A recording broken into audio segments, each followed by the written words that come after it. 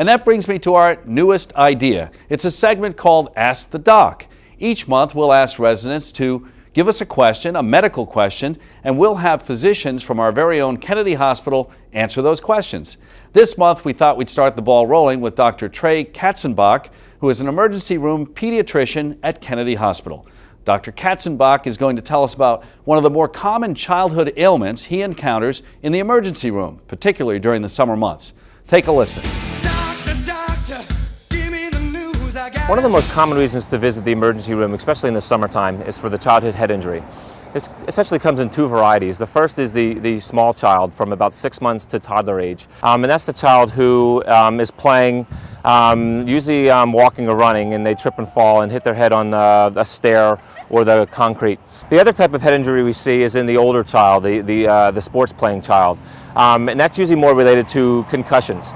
And so the average situation there is, especially in our community, it happens more with football players or with hockey players, but also in soccer, baseball, other things like that. And it's not just an injury for boys. They actually have shown that young girls have just as many, if not more, concussions than boys. There are a number of things that parents can do to try to prevent childhood head injuries.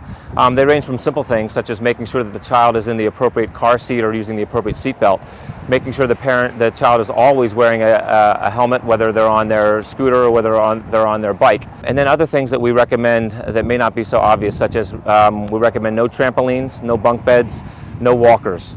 The question I always get is, when do those children need to come to the emergency room? And the short answer is, if you notice any bleeding, if the skin is split, if the child is not acting right, whether it's that you notice something in their facial smile, or if they're having obviously a seizure, or if there's any repetitive vomiting. Another question that I frequently get is, when can my child return to her sport? And it essentially is determined as to what grade the concussion is. A grade 1 concussion is symptoms that last less than 15 minutes, and if the child has no loss of consciousness. That child can return to the sport if they rest for about 15 minutes. The second grade is a grade 2 concussion, and that is a child who's had symptoms for greater than 15 minutes, again with no loss of consciousness. And that child usually needs to wait about a week before they can return to their sport. The last concussion is a grade 3. These are children that have associated loss of consciousness with their head injury, and those children need at least 2 to 4 weeks to return to their sport.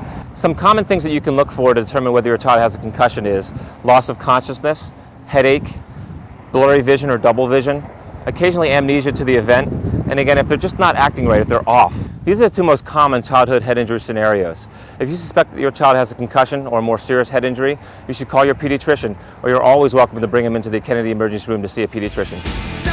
Doctor, give me the news. Thank you, Dr. Katzenbach, for that very important information about childhood head injury.